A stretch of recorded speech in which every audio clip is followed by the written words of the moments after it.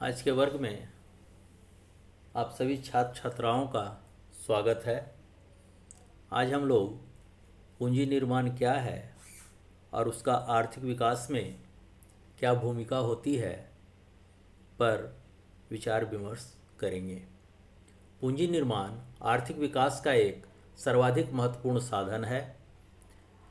पूंजी निर्माण शब्द का प्रयोग संकीर्ण और विस्तृत दोनों अर्थों में किया गया है। संकीर्ण अर्थ में पूंजी से अभिप्राय भौतिक पूंजी संग्रह जिसके अंतर्गत यंत्र, मशीनरी आदि आते हैं से है, जबकि विस्तृत अर्थ में पूंजी से अभिप्राय पूंजीगत वस्तुओं में गैर भौतिक पूंजी अथवा मानवीय साधन सम्मिलित होते हैं, जिसके अंतर्गत सार्वजनिक स्वास्थ्य, दक्षता, दृश्य और अदृश्य पूंजी शामिल होते हैं। इस प्रकार जब एक समाज के वर्तमान उत्पादन का पूरा उपयोग न करके उसके उस भाग को जो मशीनों, उपकरणों, औजारों आदि के उत्पादन के लिए लगाया जाता है, पूंजी निर्माण कहते हैं। कहने का तात्पर्य यह है कि निवेश करने के फलस्वरूप पूंजीगत साधनों में जो वृद्धि होती है वह पूंजी निर्माण कहलाता है। कुछ प्रमुख अर्थशास्त्रियों ने पूंजी निर्माण को परिभाषित किया है, जो इस प्रकार है। प्रोफेसर नर्क्से ने कहा है कि पूंजी निर्माण का अर्थ है कि समाज अपनी समग्र उत्पादक गतिविधियों को आवश्यकताओं और इच्छाओं के तात्कालिक उपभोग के लिए नहीं करता है, बल्कि इसके एक भाग को पूंजीगत वस्तुओं जैसे औजारों एवं उपकरणों, मशीनों एवं परिवहन की सुविधाओं, प्लांटों तथा संयंत्रों आदि के निर्माण में लगा देता है।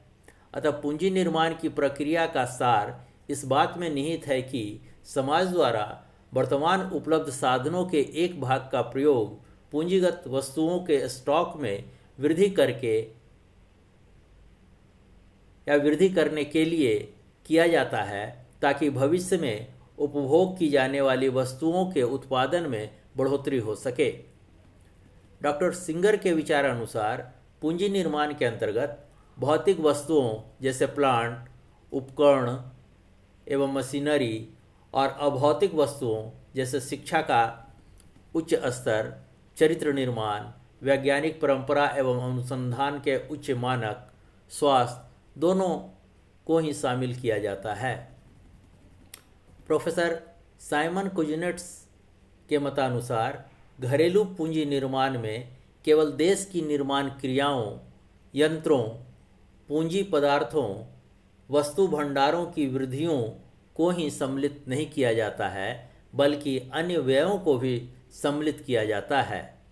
इसमें शिक्षा, मनोरंजन एवं भौतिक सुविधाओं पर किए जाने वाले व्यय, जिससे सार्वजनिक स्वास्थ्य और व्यक्तिगत उत्पादन क्षमता में वृद्धि होती है, और समाज द्वारा किए गए वे समस्त व्यय जो उत्पादन कार्य में लगी हुई जनसंख्या के चरित्र निर्माण एवं उत्थान के लिए सहायक सिद्ध होते हैं, को सम्मिलित किया जाता है। इस प्रकार विभिन्न अर्थशास्त्रियों ने पूंजी निर्माण को परिभाषित किया है। किसी भी अर्थव्यवस्था अथवा देश के आर्थिक विकास में पूंजी निर्माण का काफ़ी महत्वपूर्ण योगदान होता है, क्योंकि पूंजी निर्माण से समाज की उत्पादन क्षमता में वृद्धि होती है, जिससे आर्थिक विकास को बल मिलता है। प्रोफेसर नर्क्से ने बताया है कि अल्पविकसित या अर्धविकसित देशों में व्याप्त निर्धनता के दुष्चक्र को पूंजी निर्माण के द्वारा तोड़ा जा सकता है। ऐसे देशों में प्रायः आय के निम्न स्तर के कारण उत्पादन और विनियोग कम मात्रा में होते हैं। इस कमी को पूंजी निर्माण के द्वारा दूर किया जा सकता है। इस प्रकार पूंजी निर्माण को यदि आर्थिक विकास की प्रक्रिया में रीढ़ की हड्डी कहा जाए तो कोई अतिशयोक्ति नहीं होगी। वस्तुतः पूंजी निर्माण से राष्ट्रीय उत्पादन, आय एवं रोजगार में वृद्धि होती है, जिससे भुगतान शेष और मुद्रास्फीति की समस्याएं दूर होती हैं और वित्तीय मामलों में आत्मनिर्भरता आती है। आर्थिक विकास में पूंजी निर्माण की भूमिका को हम इस प्रकार अभिव्यक्त कर सकते हैं। पहला, ऊपरी पूंजी का निर्माण। आर्थिक विकास के लिए आर्थिक और सामाजिक ऊपरी पूंजी का निर्माण होना अति आवश्यक है, लेकिन यह तभी संभव है जब देश में पूंजी निर्माण की दर तीव्र हो, अर्थात समाज की चालू आय या उत्पादन का थोड़ा सा भाग उपभोग किया जाए और शेष भाग को बचाते हुए उसे पूंजीगत वस्तुओं में विनियोजित किया जाए। इसीलिए प्रोफेसर लुईस ने कहा है कि आर्थिक विकास के सिद्धांत की केंद्रीय समस्या घरेलू बचतों और निवेश को राष्ट्रीय आय के 4 से 5% से बढ़ाकर 12 से 15% पर लाने की प्रक्रिया है। दूसरा, राष्ट्रीय आय में वृद्धि। यह सर्वविदित है कि पूंजी निर्माण और राष्ट्रीय आय में धनात्मक सहसंबंध है। पूंजी निर्माण से राष्ट्रीय उत्पादन में वृद्धि होती है, जिससे राष्ट्रीय आय की दर और मात्रा दोनों बढ़ जाती है। इस प्रकार आर्थिक विकास की पहली कसौटी राष्ट्रीय आय में वृद्धि का होना है और राष्ट्रीय आय में वृद्धि की पहली आवश्यकता पूंजी निर्माण है। तीसरा, उत्पादन के चक्रदार प्रणाली का संभव होना। पूंजी और पूंजी निर्माण उत्पादन की चक्रदार प्रणाली को संभव बनाता है। प्रोफेसर कैरन क्रॉस ने बताया है कि पूंजी के कारण ही उत्पादन की घुमावदार प्रणालियां का अस्तित्व संभव हो सका है। पूंजी का संचय आर्थिक प्रसार का एक मुख्य लक्षण है। चौथा, बाजार का विस्तार और निर्धनता के दुष्चक्र का अंत। निर्धनता आर्थिक विकास को प्रतिकूल रूप से प्रभावित करता है। प्रोफेसर नर्क्से का मानना है कि निर्धनता के दुष्चक्र को तोड़ने के लिए पूंजी निर्माण एक आवश्यक शर्त है। जब पूंजी का निर्माण होता है तब उससे निवेश की क्षमता में वृद्धि होती है। फलतः उत्पादन, आय, क्रय शक्ति, रोजगार और आय में निरंतर वृद्धि होती है, जिससे बचत एवं निवेश में और भी वृद्धि हो जाती है। यह क्रम इसी प्रकार सतत चलता रहता है। दूसरी ओर अर्थसंरचना के निर्माण से बाजार की अपूर्णताएं भंग होती है, जिसके परिणाम स्वरूप निर्धनता का दुष्चक्र टूट जाता है। डॉक्टर कुमारी हुसैन का कहना है कि पूंजी निर्माण की प्रक्रिया का आर्थिक विकास में दोहरी भूमिका है।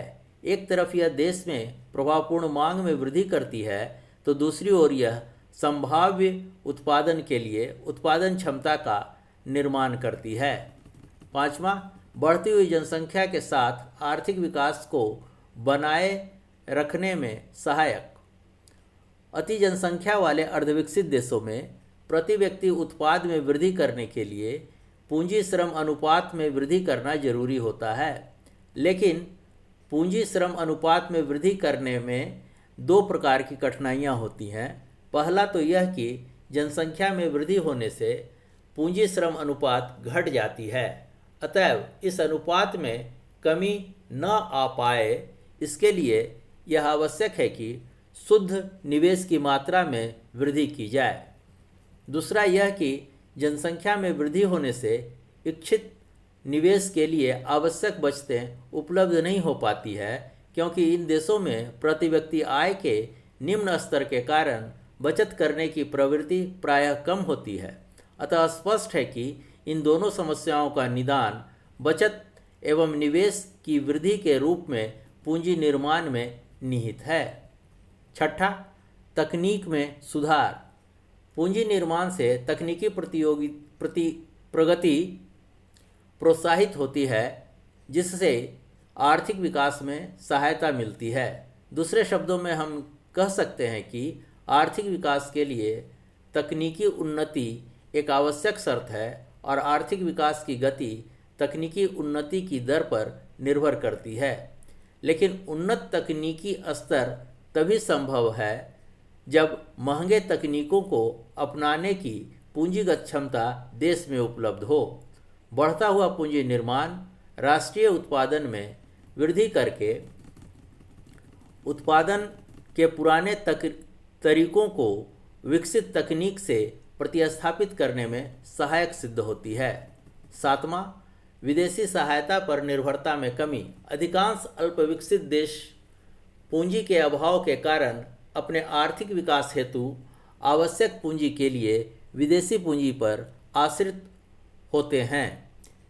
देश में पूंजी निर्माण की प्रक्रिया से आंतरिक साधनों पर निर्भरता में वृद्धि होती है और घरेलू बचतों द्वारा पूंजी निर्माण से विदेशी पूंजी पर निर्भरता घटती है। इस प्रकार एक देश घरेलू पूंजी निर्माण से विदेशी सहायता पर अपनी निर्भरता को कम करने में जहां सफल होता है, वहीं विदेशी सहायता से उसे छुटकारा भी मिलता है। 8वां, प्राकृतिक साधनों का अधिकतम उपयोग। एक देश का आर्थिक विकास उस देश में उपलब्ध प्राकृतिक संसाधनों के व्यापक उपयोग पर निर्भर करता है, लेकिन प्राकृतिक साधनों का बड़े पैमाने पर और बेहतर ढंग से उपयोग तभी संभव है जब देश में पर्याप्त मात्रा में पूंजी निर्माण हो रहा हो। अर्धविकसित देशों में पूंजी की कमी होती है, अतएव इन देशों में पूंजी निर्माण के द्वारा जोखिम उठाने की क्षमता में वृद्धि की जा सकती है, जिससे प्राकृतिक साधनों के नए स्रोतों की खोज में सहायता मिलती है और आर्थिक विकास का मार्ग प्रशस्त होता है। 9वां, आर्थिक कल्याण में वृद्धि।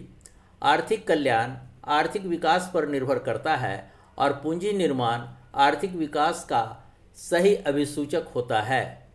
पूंजी का निर्माण होने से जहां नए नए उद्योगों की स्थापना होती है, बाजारों का विस्तार होता है, वहीं प्राकृतिक साधनों का उचित ढंग से विदोहन भी होने लगता है। परिणामतः आय के स्तर में वृद्धि होती है और समाज की अधिकाधिक आवश्यकताओं की पूर्ति होने लगती है। इससे लोगों के रहन सहन का स्तर पहले से बेहतर होता है और उनके कल्याण में वृद्धि होती है। इस प्रकार एक अर्थव्यवस्था अथवा देश के आर्थिक विकास में पूंजी निर्माण अपनी महत्वपूर्ण भूमिका निभाती है। धन्यवाद।